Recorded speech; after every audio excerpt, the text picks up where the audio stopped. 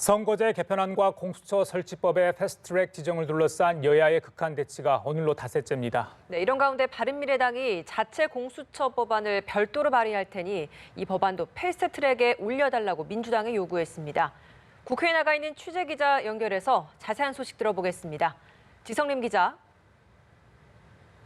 네, 바른미래당 김관영 원내대표는 오전에 열린 최고위원회에서 여야 사당이 기존에 합의했던 것과 다른 내용의 자체 공수처 설치 법안을 별도로 발의하겠다고 밝혔습니다. 김 원내대표는 사법개혁특별위원회에서 바른미래당의 자체 법안과 이미 국회에 제출된 공수처법을 동시에 패스트트랙 안건으로 지정할 것을 민주당에 요구했습니다.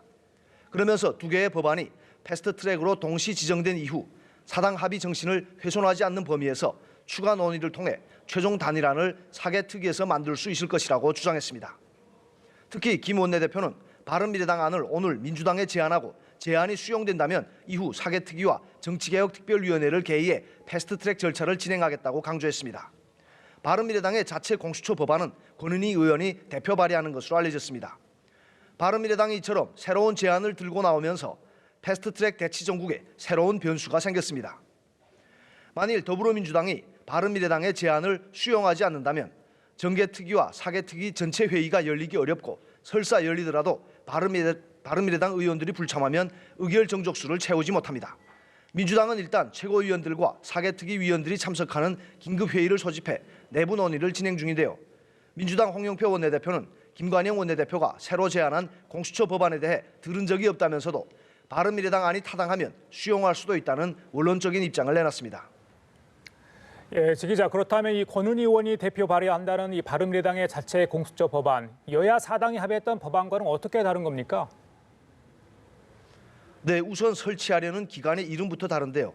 여야 사당의 합의안은 고위공직자 범죄수사처이고 바른미래당 자체 안에서 명시한 기관의 이름은 고위공직자 부패수사처입니다. 즉 바른미래당 안은 고위공직자의 부패 행위를 규제하는 데 초점이 맞춰져 있습니다.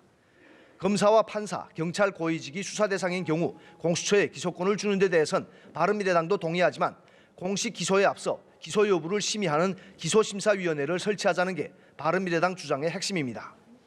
또한 권은희 의원이 페이스북에 올린 글에 따르면 바른미래당 요구는 고위공직자가 재직 중에 범한 죄라면 공소시효가 있는 한 공수처의 수사 대상으로 지정해야 한다는 겁니다. 하지만 민주당은 공수처의 수사 대상을 현직인 고위공직자나 퇴직 후 2년 내로 제한한다는 입장인 것으로 전해졌습니다. 네, 더불어민주당과 자유한국당은 오늘도 패스트트랙 지정을 둘러싸고 서로를 향한 비난 수위를 높였다고 하는데 여야 지도부의 발언도 소개해 주시죠. 네, 민주당 이해찬 대표는 제가 직접 휴대폰 카메라로 불법 행위를 한 한국당 사람들 사진을 30장 정도 찍어놨다며 제 이름으로 직접 고발 조치하겠다고 말했습니다. 그러면서 한국당을 향해 이런 자들한테 이 나라와 국회의 장래를 맡길 수는 없다.